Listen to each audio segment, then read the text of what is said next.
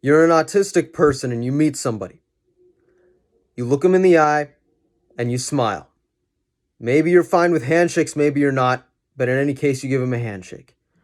You sit down, you keep your hands in your lap, you nod when you're supposed to, and you only speak when you're supposed to. You don't speak about the things you're interested in for a long time. You might think, oh, this person has successfully interacted. I've successfully interacted with this other person, and my autism didn't get in the way, whatever that means. No, your autism didn't get in the way. Your mask got in the way. You masked your autism. You see, that's not even real communication. Autism is seen as a deficit or a barrier to social communication and interaction. But an autistic person masking and pretending to be neurotypical is much worse than any perceived deficit or any perceived barrier in social communication and interaction due to autism. You see, when a person masks their autism, they're not really communicating. Their mask is communicating. The real person underneath their mask is not shown to the world. The other person does not know the real person underneath the mask. So who's doing the talking? Who's doing the communicating? You or your mask?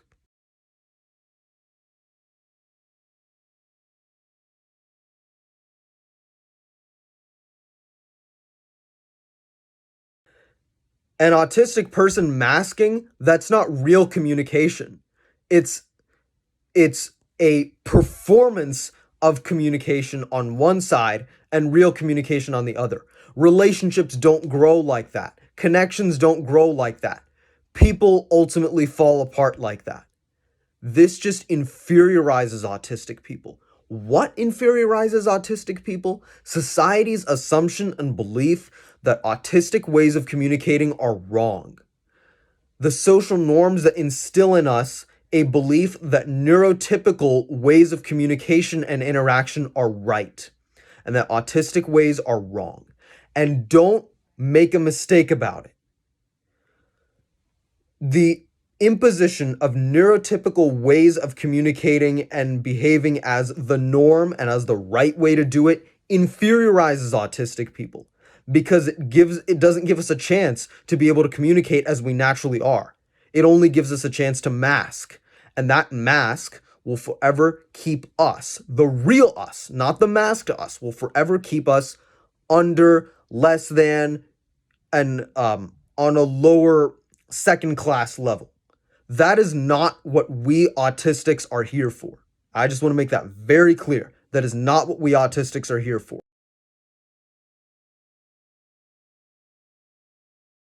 A common reason why autistic people mask is that they fear that if they do unmask, their needs or requests will be seen as too weird, or that people will dismiss them, or in fact, in some cases, do dismiss them. And if a person is repeatedly dismissed, it leads to learned helplessness.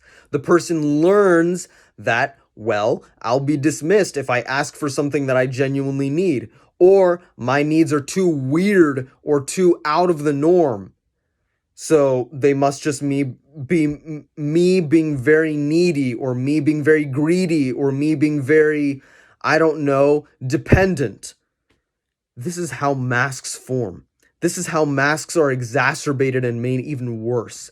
This is how masks lacerate the inside of autistic people's souls. This is a nightmare.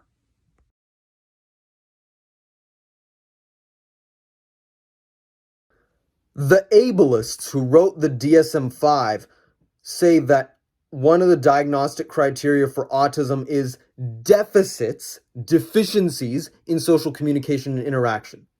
What the pathologists do not understand is that, of course, when a person is masking such a significant portion of who they are, when a person is masking not just their autism, but other things about themselves, when a person is masking, they're not communicating effectively. They're only communicating a small part of themselves. They're masking. They're not communicating.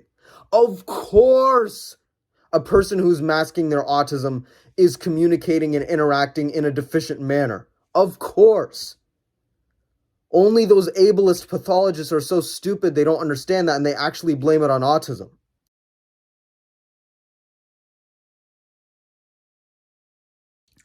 Here's something that is a problem with both masks and labels such as high functioning. If a person is assumed to be a high functioning autistic, or a person is masking their autism such that they appear to be neurotypical, people are more likely to treat them and interact with them as if they were neurotypical. Examples of this include using metaphors and figurative language, which autistic people frequently have difficulty with, touching them. Autistic people do not like to be touched, and making loud noises or sudden noises around them, or making sudden changes to plan around them. This is due to the assumption that the autistic person is neurotypical, because the autistic person is masking their autism to the extent that their autistic traits don't come out. You see, I've unmasked my autism to the degree where people look at me and they say, well, of course he's autistic. What else could he be? And hey, I've had a lot less of that stuff happen to me because people say, well, of course he's autistic. And of course, I am autistic. So, people treat me like an autistic person. They don't assume that I'm neurotypical. They assume that I am autistic, and I appreciate that.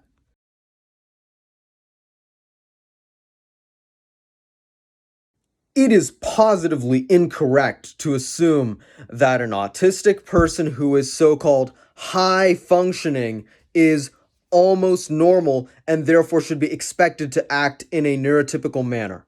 For one thing, this assumes that autism and acting autistic is only for people who cannot act in a neurotypical manner or cannot successfully present neurotypicalism. It sets neurotypicalism as the default correct way, and only if you can't do it, then you then you sh- then you're allowed to act autistic. But then the second thing to add on to that is that it assumes that an autistic person who is capable of speaking in complete sentences and taking care of themselves is completely and absolutely and utterly high functioning according to neurotypical standards, which is usually, if not always, untrue.